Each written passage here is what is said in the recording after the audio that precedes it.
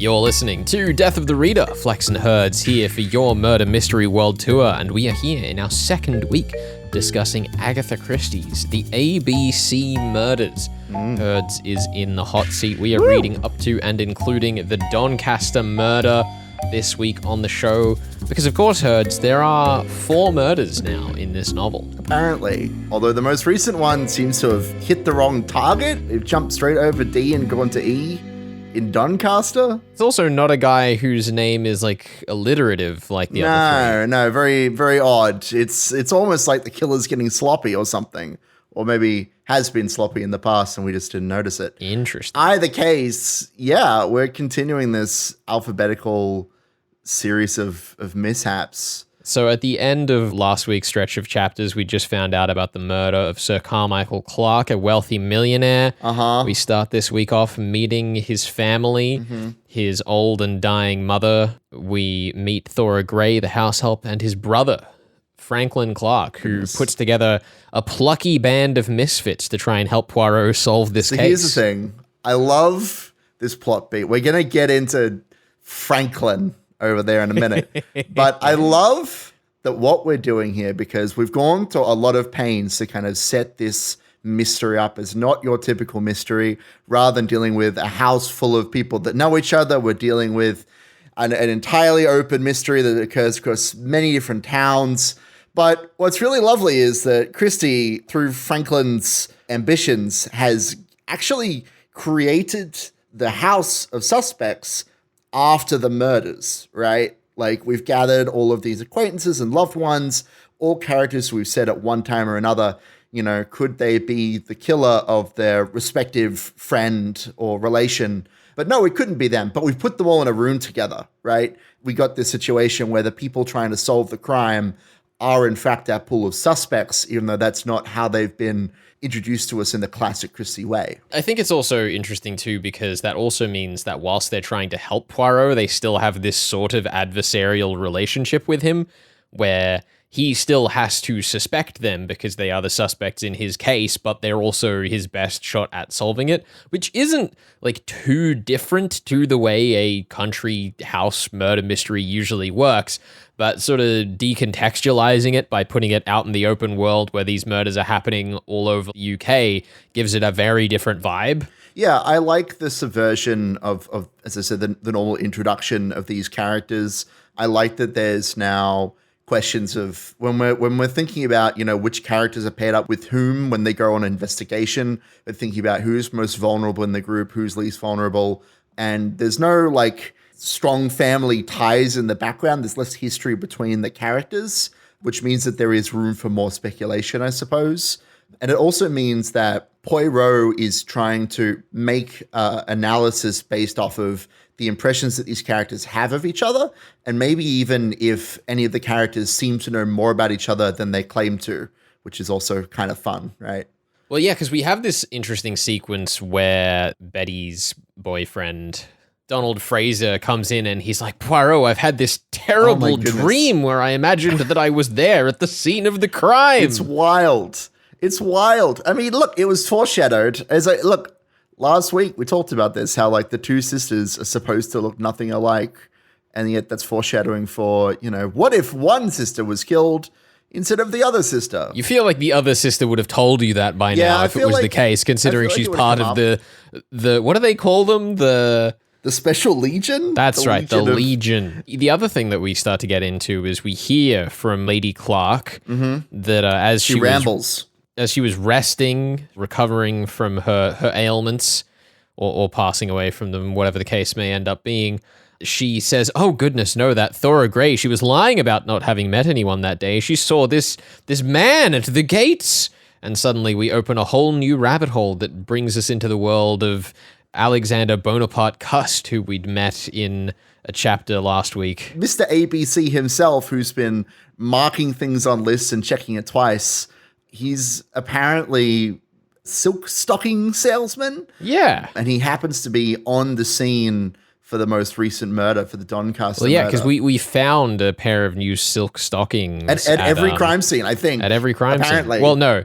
except the Clark one where he was only seen at the gate. Apparently, this Alexander character, the end of the second last chapter that we've read, he has blood on his clothes. He seems to be, in the way that the narrative is presenting him, which I don't trust, but it's kind of interesting. He's a frazzled war veteran who sells silk stockings and then stabs people subconsciously. That seems to be kind of the narrative. We have this scene where he's like sat down opposite a dude reading the newspaper. And he can't hold a conversation. Yeah, but the dude's like, oh man, aren't these murders really awful? And the sort of vibe is that Alexander Bonaparte Cust is in this moment realizing, hang on a minute, that sounds like me. Yeah. Well, I like that there's a lot of different ways you could read that scene. Because he says, aren't these murders horrible? And then Alexander says, well, are they any worse than the wars? Like, there's bad stuff going on all the time. Yeah. So there's definitely room to interpret him as like a conscientious objector of some sort if he is the killer. But yeah, he does lots of suspicious things and all but tells his maid that he's going off to kill somebody. So he's definitely not the murderer. Outrageous. How could you suggest, Herds, that the person whose name matches up with the letters and every detail seems to line up and quite obviously is the man we need by the end of this stretch of chapters? Yeah, I mean, this is obviously we're setting up like, oh, we're going to go find Alexander and he's going to give us the last piece of the puzzle. And if Poirot wasn't there, they would have thrown him in the slammer. Like that's where we're going with this, which is it's a fun trope with our bumbling policeman Crome, who Franklin doesn't like very much, incidentally. I just wanted to kind of remind us. That's so strange. I don't know. He doesn't think that Crome's really up to the task. He thinks only Poirot can solve these mysteries. Of course, the other big set piece that we have, which is really interesting, but in some ways glazed over, is that the final murder here takes place at a theater. Well, it takes place at a theater while everyone else has been called out to like a horse race. You're right. It is a little bizarre, isn't it, that they set up the horse race as the set piece, but then don't actually use the horse race? Yeah, like the obvious mystery side to this is that the killer has tried to distract them all by setting it in this very obvious location where he could blend in and be anyone in the crowd, but of course he's not in the crowd. To be fair, like the crowds in general, like traveling to and from the race would camouflage their movements, but I do have to wonder, because I haven't seen any television adaptations, whether they actually would use the horse races rather than the theater. Although I suppose, you can get spectacle out of either of those things, right? Depending on how you play it. Yeah, it's just very interesting because there's like narrative weight provided with the Legion, like preparing to go and do all of this, and then the rug is pulled out from under them. And they do nothing. They apparently are completely ineffective. Sort of weirdly satisfying in construction, the way that Christie is just like, no, it didn't pay off. It didn't work. I kind of enjoyed the audacity with which she played that particular hand. Especially because, like, the rising action of the moment is, like, in the scene where the kill occurs, is that there's this woman on stage who's talking about a sparrow. She's open for a sparrow falls, whatever it is. There's this thematic idea going through it as well, where a lot of characters have kind of pointed out that Poirot isn't really doing that much. There's this scene where Mary Drower, I think, stands up and says, well, Poirot, you've kind of just said absolutely nothing in this entire scene where you've been interrogating us. And the start of the next chapter is Poirot going, well, and she was absolutely right. Yeah, because he's poking and prodding them and thinking, which is as well a thematic through line with Hastings, because Hastings wants action. I like that it's a novel where everybody's trying to rush the detective, but also the killer is not in a hurry. We literally are sitting in our homes waiting for the next sort of chess move from the killer, which is kind of the romanticized edge of a fictional murder mystery as well, isn't it? Yeah, exactly. It's sort of playing a little bit on this idea that, like, well, if we all just stay in the one room, then the killer can't do anything. Are we wrong? Unless they bring the dynamite. Anyway. Unless the killer is all of us. Oh, no. Then we're in trouble. The killer was the friends we made along the way. I don't think I've seen a novel with that twist before, unfortunately. No, certainly never spoiled it. Never. Not on purpose. I like that in the theater sequence, there is actually a lot that happens under the nose of so many people, because someone is stabbed, the wrong person, it seems, but still someone is stabbed. And then the knife is planted on Alexander and the murderer disappears. And from the point of view that we have the point of view of some bystander, and they see one person get up and leave. I guess we'll have to interrogate this a bit more in the back half of the show, Herds. And you're right. I am going to ask you what this Alexander Bonaparte Cust's involvement is with all of this, other than being framed. Well, I guess we'll figure that one out, won't we? I guess we will. This is Death of the Reader, your murder mystery world tour. Herds is terrified, and we are reading Agatha Christie's ABC Murders, up to and including the Doncaster Murders, chapter 27. Woo! Stick around here on 2SER 107.3. We'll be back with more in just a second.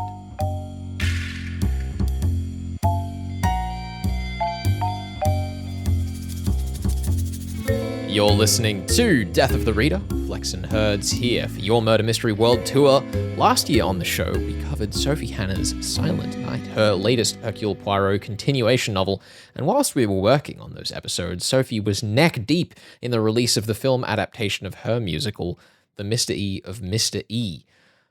Now, that the stars align as we talk Poirot again, we're delighted to be joined by the Sophie Hannah. Sophie, welcome to the show. It's wonderful to have you on Death of the Reader. It's lovely to be here. I love a good sidekick.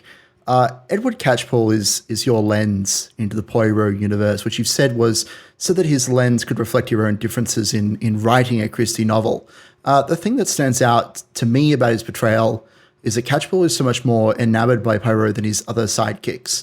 How do you feel he's evolved in line with your changing perspective now that you've actually written 5 Poirot novels? Before I answer that question, it's interesting that you think he's more enamored with Poirot, because I think Hastings loves Poirot as well. I mean, all the books I've read with Poirot and Hastings is absolutely devoted to Poirot. So I would say that actually Catchpole, by the 5th novel I've written about, so by Hercule Poirot's Silent Night, Catchpole is completely obsessively devoted to Poirot and would follow him to the ends of the earth. In the first Poirot novel I wrote, The Monogram Murders, Catchpole is much more he likes Poirot, but he's got all these issues about feeling inferior because suddenly, having been a quite successful Scotland Yard inspector on his own, suddenly he's working on this case with Poirot, and Poirot has all these brilliant ideas and seems to see a way forward. And Catchpole is completely stumped. What I always thought about Hastings was, I love Hastings. He adores Poirot, and that pleases me.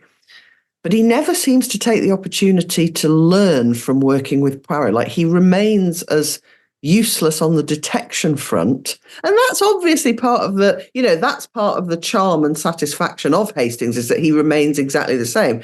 But Hastings has already been done, and brilliantly. So with Catchpole, I thought, right, I want to write a sidekick for Poirot who's a bit more like I would be if I were Poirot's sidekick. And how I would be is probably absolutely determined to learn everything I could from this genius detective. Yeah, I mean, one of the other things talking about the ABC Murders is that with that evolution of the characters over the years, your run of Poirot novels is set in 1930 and 1931. Whereas the ABC Murders is like 1935, 1936, more towards when Christie was kind of thinking about sunsetting the character. Why did you choose that place in Poirot's timeline to set your books? Because there was a very convenient gap of 4 years between 1928 and 1932, during which Agatha did not write any Poirot novels. So we all, the publishers, the Christie family, and me, we all decided that would be a very convenient place for my Poirot novels to slot in. And I mean, how do you think, in terms of like picking a Poirot characterization to put into that timeline, what was the key evolution kind of before and after that gap? When I was asked to write the first one, I felt as though I knew Poirot really well just from reading the books so many times. I used to reread them every 5 or 6 years. It sounds odd, but I didn't really think, what do I want to do with his characters? I thought a lot about the plot and what his thoughts would be at every stage of the plot and his feelings would be. But I didn't really think, what do I want to do with his character? And the 2 reasons were, one, he's absolutely Agatha Christie's invention and character. And I did not, and still don't, feel that it's my place in any way to change him from what she did. Partly because there's only a point in doing continuation novels if you're continuing the character. So I saw my role as being creating the most baffling and puzzling and challenging mystery puzzles for Agatha Christie's Poirot. So you feel as though he was like stable in his characterization in that gap. Yeah. And he's stable in his characterization throughout Agatha's novels. He's the stable kind of superhero character. He's a bit like Mary Poppins. You know, he lands without an umbrella, but he nevertheless lands wherever there's a mystery to be solved. And he's basically just stable Poirot, and the other characters are the ones kicking off and melting down and having all the trials and tribulations. So I wanted to keep sort of that aspect. Well, I love talking about Poirot, but as you say, you have these storylines to insert him into, and those storylines need characters. Now, I have a mystery to solve here. You've mentioned in previous interviews that you were introduced to Christie's works through your father's recommendations, The Body in the Library, I believe. Is this relationship at all reflective of Catchpool's mother's attempts in Silent Night at desperately pulling her son into drama and suspense and mystery, even on Christmas? I need to know. So yes and no is the answer. So, my dad bought me a copy of The Body in the Library from a book fair, and that was what got me into Agatha Christie. But actually, one of my fondest memories of my dad is that sort of, you know, he always encouraged my mystery writing and mystery reading. So in that sense, no, like I don't sort of in any way think that my dad oppressed me into being an Agatha Christie fan. I was a dark reflection, maybe. However, my dad was also quite a formidable character who had strong views about what his children should and shouldn't do, maybe subliminally. I mean, it's interesting. My dad died in 2013, but we did, until he died, my dad was kind of in charge of what happened in the family Christmas. And if anything, you know, displeased him, then he might have a bit of a sulk on Christmas Day. So actually, it wasn't in my mind, but maybe subliminally. Yeah. I mean, look, a huge part of the book is about just dealing with the in-laws, right? Like, what's Christmas on a very bad day like? And it's for Catchpole, it's murder. So, you know. Yeah. So there are a number of characters that are technically on Poirot's side of solving the mystery in Silent Night, but kind of fall into comfortable roles of comedic relief. There's the bumbling policeman, Inspector Mackle, the lovable, terminally ill Arnold, and of course the aforementioned Cynthia. Do you think that these sorts of characters have any hope of solving mysteries with Poirot around? You can't have a Poirot novel in which somebody else solves the mystery.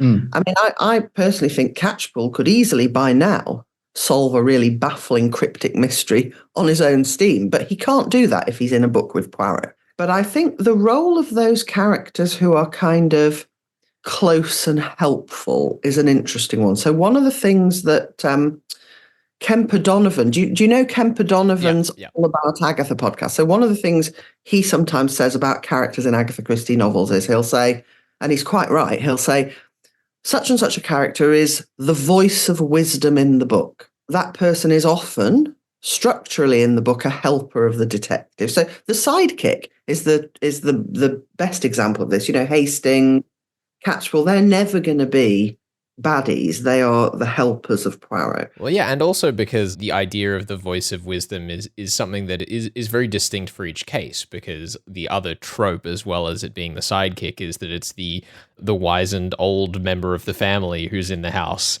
and nobody thinks much of, right? And they've seen everything, right? Yeah, exactly. Well, it's like whenever there's someone in a Poirot novel or in a sort of golden age detective novel who's either very old, dismissed by the other characters as mad and unreliable, a child, a drunk person, you always know these are the people we've got to really pay attention to. This really drunk person is about to say all the true things and we need to listen. And in fact, I do that in Silent Night. So I think there's something very Agatha Christie-ish about that motive. Structurally, there's a way I could describe it if we were spoilering, which we're not. And I'm like, when I had that idea, I thought, oh, yes, if Agatha had thought of this, she for sure would have done it. Yeah, and I think that's one of the great things about continuation novels and the authors that write them, is that there is that great respect for what's come before. And it's so fun getting to read more of those stories. And Sophie, thank you so much for joining us here on Death of the Reader. It's been such a pleasure getting to read your stories, watch the film, and pick your brains on it, because it's such a great collection of modern mysteries in the classic style. Thank you. We will have links up on the podcast to Sophie Hannah's work, including Silent Night, the full Poirot series, and The Mystery of Mr. E. You're listening to Death of the Reader. We are talking The ABC Murders by Agatha Christie. Stick around on your Murder Mystery World Tour.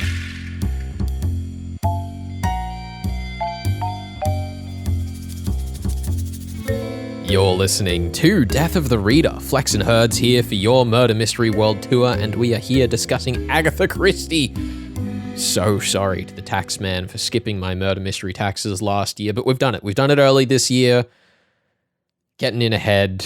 Yeah, well, I mean, we're catching up for last year and hopefully paying it forward with the amount of solving. There's like four murders in this book. That's so many murders. Exactly. Chapters 1 to 27 is what we're covering today. Well, up to and including chapter 27.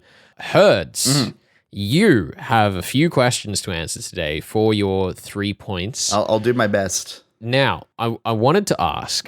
There are a few key mysteries we have to solve here. Here it is with like one mystery that I haven't even thought about. I'm excited for it. I'm ready. We got to know who the actual killer is, because you seem to think it definitely isn't Alexander Bonaparte Cust. No, it's Franklin. Come on. Okay, let's just rip the Band-Aid off. So the thing is, right, we've got... I guess I'll save my questions for later. Not you shush. So here's the thing. We've got this mystery that is big and loud, and there are many, many people being killed across all the different cities. And I have it in italics in the book that these characters need to be connected by something. The people would not be killed for no reason. It's either because they are in the way of the murderer or because the killer has a specific goal with killing them. Those are the two options. So the connecting tissue between these characters it's on the tin. It's the ABC Murders. We are killing characters that have alliterative names. But of course, as we've kind of noticed throughout the 4 kills, 2 of those kills have been kind of a stretch. Betty, as opposed to Elizabeth, is technically accurate, but not like entirely in the spirit of the rule. And Earlford, or whatever his name is, it doesn't matter. He doesn't even have a D in his name. Like, these 2 characters don't even follow the rule. The only character that's crazy fully follows the rule and didn't have any strange mix-up in the way that they were killed, Mrs. Asher and Carmichael Clark. And Carmichael Clark is the character who has been killed in conjunction with the weird mix-up with the letters. I've been lambasted in the past for overthinking things, so I'm going to put aside any wild speculations I have on how this letter has been constructed and manipulated. I'm just going to say it was a deliberate error to ensure that the letter would arrive a little bit late. I'm not going to push that any further than I need to. Well done, Herds. Thank you. I'm going to be very restrained today. I'm not going to say that the killer dressed up as a postman and wrote the letter himself and hand delivered it, because that would be far too much effort on both the Franklin and Christie's part in writing this mystery. Okay? I just need you to know that Herds has been talking to me all week. He's like, I just can't figure out this deal with this damn letter. Like, how did he get it there? He put the wrong address on the front on purpose, Herds. Well, that was my first thought, but I thought that would be too simple for a Christie novel. Anyway, let's move on from that before we embarrass ourselves further. I'm using a very liberal we there, but look. Yeah, so it says horseradish or whatever on the front in order to confuse the letter and make sure it showed up at a later time so that nobody could interrupt the important murder, which is Carmichael being killed because Franklin's killed his brother. His mother is dying of cancer, and she's also warning us about Thora Gray. I haven't 100% figured out Thora Gray, but I assume the plan was that Franklin would kill his brother, take the millions of dollars, let the mom die, and then run off with Thora Gray into the sunset. And further on that, just to like put a pin in him, his psychological profile, which is the term that I'm using, also fits with what we're looking for. We say over and over again that the kind of person who would commit this crime is someone romantic and boyish and kind of silly, and Franklin fits all of that. And so the real solution is that the other murders are a smokescreen to cover up the single strand of smoke that is the death of Carmichael Clark. I love it. That sounds excellent to me. Great. I think it's a very robust theory. Thank you. I feel good about it. And I'm very I'm excited for you to poke holes pleased in that it. my confidence in your ability has been justified. What I would like to know, the actual challenge for your extra point today, is I need you to tell me how and why Alexander Bonaparte Cust is involved in all of this. Oh, man, there's so much stuff floating around. There's lots of talk of the war and China and all these other things. So I guess the place to start for me is that apparently Franklin must have a list of names. He's probably looked in like the English word dictionary for names or whatever they have over there. And he's found all of the characters that have alliterative names, and he's found someone with ABC as their name, and he said, right, that character seems like a good scapegoat. So he has, let's say, contracted this poor war veteran who needs the work to sell silk stockings. And essentially these stockings that we're finding around the place are from Alexander selling them or leaving them at all the different murder locations. And that's done with the purpose of framing him, essentially. I think the main one is we have the ABC rail guides. Clearly, we're framing ABC, Alexander Bonaparte Cust, pretty obviously.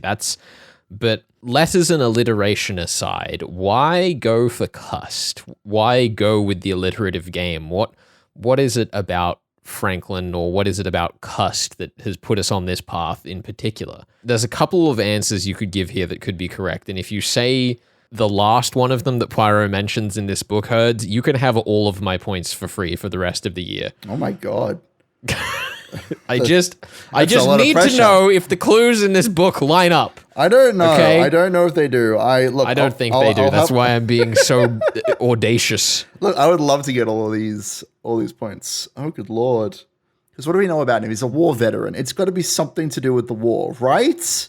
According to this scene where he sits down with a newspaper, they're putting lots of emphasis on the fact that Cust was like unhinged during the war. That's something that the police keep saying is like, they're a lunatic, crazy madman who'd kill all these people. But I don't know if it's like they both fought in the war or something. No, I think that's a pretty respectable answer. All right. Because like, I feel like the novel isn't really leaning on specific events and places and people. There's more of a kind of broad approach that we're taking here, but maybe I'm wrong. Maybe there's some secret backstory here that I'm missing, but yeah, I mean, listen, as I said, there are definitely a few answers you could give that would be true in this situation. And I think as you read the end of the novel, you'll spot them and go, oh, yeah, but not in a way that makes them feel eminently solvable. Yeah, I don't know. Because like, the thing is, I could make a leap here and say, well, actually, Cust was unhinged in the war because he killed someone. He killed Carmichael's father. But I wouldn't really know how to support that. That would be like the trope that I could leap at, but I don't know that I have solid evidence. In the sense that you think he is going to end up believing the story that he's been framed for himself. I mean, I was going to say more so just because the police are looking for a madman. So to sum it all up, Herds, you're picking Franklin because he's a boyish little scamp who wants to run off. He's just having a good time with all his millions from his brother. With all his millions. And it's a smoke screen. Carmichael Clark was the pebble on the beach, hidden away. And it was all done in order to frame a madman who's probably done something else that I can't quite figure out. And that's where we're at. I guess. Oh, excellent. And the letter was spelled wrong. The linchpin in the theory. One final question before we go, Herds. Yeah? How can Poirot prove this? How can he prove this? That is a great question. Because I feel like it has to be this third letter. It's too important to be like forgotten about. It mentions that there's a postmark on it that indicates that it was sent from Putney, which is in or near London. I'm not familiar with English geography, I'll be honest. Maybe they can pin him as like being in London at the time the letter was sent, but that's a bit of a stretch. I don't know, but I assume it'll be some horrible contradiction. Hertz, Thank you for joining me for this episode on the ABC Murders by Agatha Christie. It was excellent. We'll be back next week to cover all the way to the end of the book here on your Murder Mystery World Tour. This is Death of the Reader. You're listening to 2SER 107.3. Catch you out.